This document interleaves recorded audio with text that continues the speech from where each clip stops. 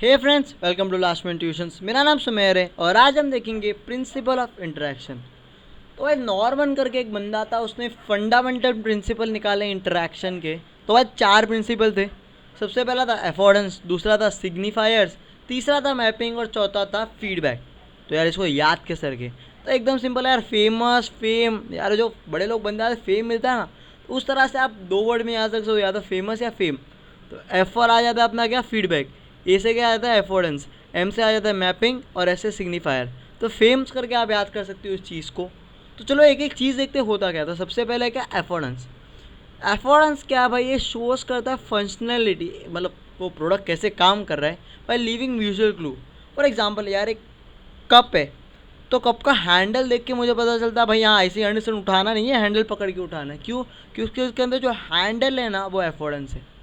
उसमें कुछ लिखा हुआ नहीं है, उसमें कुछ कह भी नहीं रहा, सिर्फ विजुअल इफेक्ट दे रहा है, क्लू छोड़ दिया है भाई। समझ रहे हो? उसी तरह से जो अपना दरवाजे पे हैंडल होता है, दरवाज़ा ऐसे भी तो धक्का मार के खुलता है, लेकिन जो दरवाजे पे हैंडल है वो क्लू दे रहा है कि भाई यहाँ से खींचना है दरवाज़ा, यहाँ पे धक्का मार के अंदर जाना है। वो क्या, वो एफोर्डेंस है। तो अब एफोर्डेंस की कुछ क्वालिटीज़ देखते। तो एफोर्डेंस की पहली क्वालिटीज़ है, affordance exist relative to the action capability of a particular actor. ये क्या कह रहा है कि एफोर्डेंस एग्जिस्ट करता है, मतलब एफोर्डेंस की एग्जिस्ट कहाँ होती है, जो बंदा एक्टर है ना उसकी कैपेबिलिटीज़ के बेस पे। यानी अगर आप ट्रेन पे जाओगे तो ट्रेन पे जो पकड़ने का रहता है ना, वो कितने मीन्स 6 फीट के अंदर या 5.5 फीट पे रहता है, क्योंकि पता है बंदों की कैपेबिलिटी कितनी है, 4.5 फीट, 5 फीट या 6 फीट, 5.5 फीट मैक्सिमम उतनी हाइट रहती है। तो उसकी जो कैपेसिटी है उसके अकॉर्डिंग कि भाई ये 6 फीट में बंदे का हाथ पहुंच जाना चाहिए, उसके अकॉर्डिंग है ना ये अफोर्डेंस रहता है। अब 8 फीट या 9 फीट पे डालूँ तो किसका हाथ पहुंचेगा? नहीं। तो वापस इसको पढ़े तो affordance exist relative the action capabilities of the particular actor. बंदे की जितनी औकात है उसके बेस पे अफोर्डेंस होता है। दूसरा क्या रहेगा, the existence of the affordance is independent of the actor ability to perceive it. यहाँ बंदे कंफ्यूज हो जाते हैं। यहाँ क्या बोला है कि जो एग्जिस्टेंस है अफोर्डेंस का, वो इंडिपेंडेंट है कि यार बंदा उसको परसीव कर रहा है कि नहीं। फॉर एग्जाम्पल यार, हैंडल भी है, बंदे की हाइट भी है। अब साले को वो उसको पता ही नहीं चल रहा कि ये हैंडल सपोर्ट के लिए कि अपन गिरे ना, धक्का ना लगे उसके लिए। तो यार ये अफोर्डेंस की गलती नहीं है, वो इंडिपेंडेंट है, वो है हैंडल है, वो ऐसे ही रहने वाला है। हाँ, तो बंदा उसको परस्यू कर रहा है यार, वहाँ पे कप में हैंडल लगा हुआ है, फिर भी आप ऐसे ऊपर से लेके चाय पी रहे हो अलग अंडरस्टैंड, तो यार वो अफोर्डेंस की गलती नहीं है, आप उसको परस्यू नहीं कर पा रहे थे। तीसरा अफोर्डेंस क्या कहता है भाई, affordance does not change as the goal and need of the actor. अब ट्रेन से आपको ट्रेन में बैठना है या फिर ट्रेन से उतरना है, तो हैंडल कुछ और काम नहीं आने वाले भाई। समझ रहे हो क्या? हैंडल का क्या काम है, आपको सपोर्ट देना। तो अफोर्डेंस जैसे ही आपके गोल्स और नीड्स चेंज होते हैं, अफोर्डेंस चेंज नहीं होने वाला है, अफोर्डेंस एज इट इज़ रहने वाले हैं। ठीक है, तो ये 3 मेन क्वालिटीज़ थी। अब आगे बढ़ते, दूसरा आ जाते सिग्निफायर पे। आई एम सॉरी यार, ये थोड़ी लिखे हुए पहले से मैंने कॉपी ले ली, तो थोड़ा समझ के ले लो। सिग्निफायर मतलब क्या है, फिजिकल फॉर्म जहाँ पे आपको लिखा हुआ मिलेगा या फिर साउंड मिलेगा। कभी लिफ्ट में बैठे हो भाई? अरे ऑब्वियसली बैठे रहोगे। क्या लिखा रहता है, प्लीज़ क्लोज द डोर, कृपया दरवाज़ा बंद कीजिए। तो ये एक साउंड फॉर्म है। साउंड फॉर्म का सिग्निफायर है जो आपको इंस्ट्रक्शन दे रहा है कि आपको क्या फंक्शनलिटी परफॉर्म करनी है। समझ रहे हो?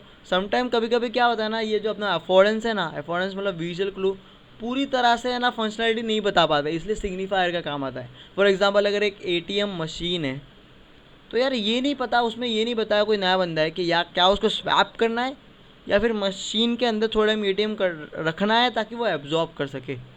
तो अगर वहाँ लिखा हो, फॉर एग्जांपल यहाँ पे अगर लिखा हो इंसर्ट और स्वाइप, इंसर्ट रखो या फिर स्वाइप करके रखो, तो ज़्यादा अच्छे से पता चलता है। तो यार ये अपना जो सिग्निफायर है वो सारे गिले शिकवे जो अफोर्डेंस ने रखे सारे पूरे कर लेता है। मतलब अफोर्डेंस से कहीं कमी हो गई तो सिग्निफायर सारी चीज़ें, सारा कॉन्सेप्ट क्लियर कर देता है भाई। समझ रहे हो? तो अभी इसको इंग्लिश में आप पढ़ लो, मैंने हिंदी में बता दिया। अब आगे बढ़ते, दूसरा आ गया मैपिंग। मैपिंग के वर्ड का मतलब होता है 2 ऑब्जेक्ट के बीच में रिलेशनशिप बताना। समझ रहे हो क्या? We shall map. तो हम यहाँ पे कह रहे हैं एक्शन को कॉन्सिक्वेंसेस से कर रहे हैं, जो मैं कर रहा हूँ उसका रिजल्ट जो होगा कॉन्सिक्वेंसेस, वो है अपने यहाँ पे मैपिंग। तो समझ रहे हो क्या? तो every user action has to be acknowledge in some way, और it is important to have a good mapping between the action and consequences. तो एवरी यूजर एक्शन का कुछ ना कुछ तो एक्नॉलेज देना ही चाहिए, इसीलिए तब पता चलता है कि हाँ भाई सही जा रहा है बंदा।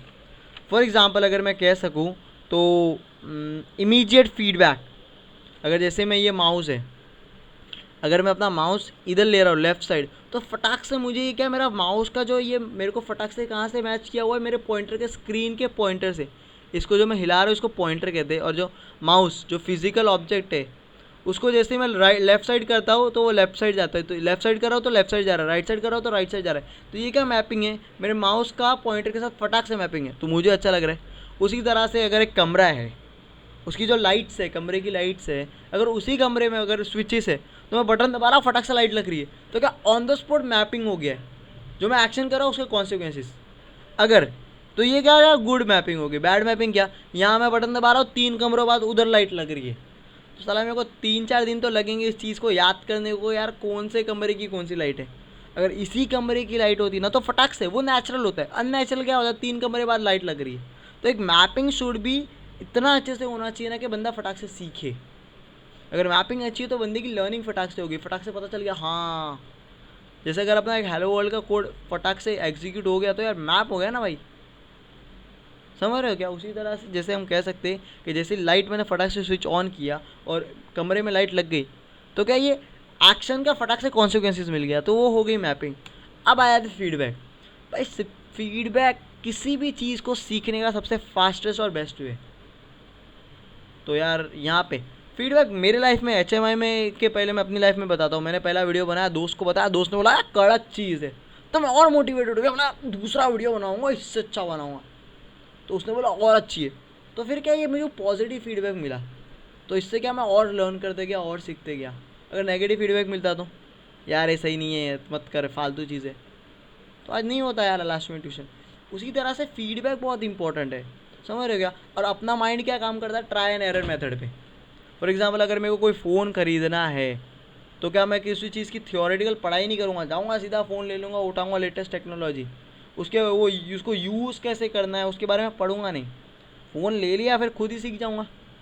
तो जो फीडबैक अच्छा देता है वो अच्छा मॉडल है, समझ रहे हो क्या। जैसे आप कह सकते हो आगे, you believe as you start using it. अब पिछले पुराने ज़माने के फ़ोन में क्या होता था, छोटी सी स्क्रीन होती थी, उसमें इतनी सारी फंक्शनैलिटी होती थी और अपने को पता भी नहीं कौन से फंक्शन क्या काम करते, आधे फंक्शन अपने को पता ही नहीं थे। आजकल लेटेस्ट एंड्रॉयड है भाई, इतना अच्छा उसका ह्यूमन इंटरेक्शन है कि भाई पता चल जाता है, मशीन का इंटरेक्शन है, पता चल जाता है कौन सी चीज़ें कैसे वर्क करती है, इतना ईजी कर दिया है, ना कि पुराने ज़माने की तरह। तो भाई फीडबैक बहुत इंपॉर्टेंट है, और फीडबैक आपको उसकी फंक्शनैलिटी के बारे में और सीखने में मदद करता है। हाँ, और साथ में प्रेडिक्ट करने भी, क्या भाई आगे ये चीज़ कैसे करेगी, अपन अपने ह्यूमन माइंड के अकॉर्डिंग और उसको प्रेडिक्ट भी कर सकते हैं। तो वो होता है काम फीडबैक का।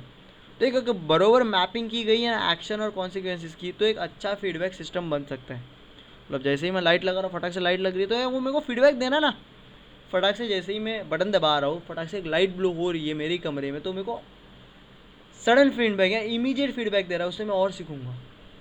तो वो हो गया 4 इंटरेक्शन के अपने जो नॉर्मन ने बताए थे principles. I hope you like the video. Thank you so much video देखने के लिए। अगर आपको अच्छा लगा तो शेयर करो अपनी पब्लिक को। लास्ट मिनट ट्यूशन में जो भाई लास्ट बेंच पे बैठते हैं, लास्ट मिनट पे पढ़ने वाली पब्लिक को शेयर करो। नीचे सब्सक्राइब बटन पे क्लिक कर दो यार, समझ रहा है, वो भी एक ह्यूमन मशीन इंटरेक्शन यूट्यूब ने बनाया, तो सब्सक्राइब बटन पे क्लिक करो। शेयर तो भाई करते ही हो आप। Thank you so much for your support. Like करो यार, लाइक करो वीडियो को यार, थोड़ा अच्छा लगता है, सुकून मिलता है। उसी तरह से कमेंट करो, कुछ चीज़ आपको नहीं समझी हो तो मैंने अपनी ईमेल आईडी दी हुई है, कॉन्टैक्ट आईडी दी हुई है, व्हाट्सएप करो, आप मुझे ईमेल कर सकते हो। और क्या, बस best of luck for your exams. जाओ पेपर लिख के आओ, पास हो जाओ बस। और क्या, मेरे को दुआ मिल रही है आपकी अगर आप पास हो रहे हो तो। That's it, have a nice day, best of luck for your exams. और हाँ, इस वर्ड को याद करने के लिए, 4 चीज़ों को याद करने के लिए फेम से याद करना, फेम हो या famous. Thank you so much once again, best of luck.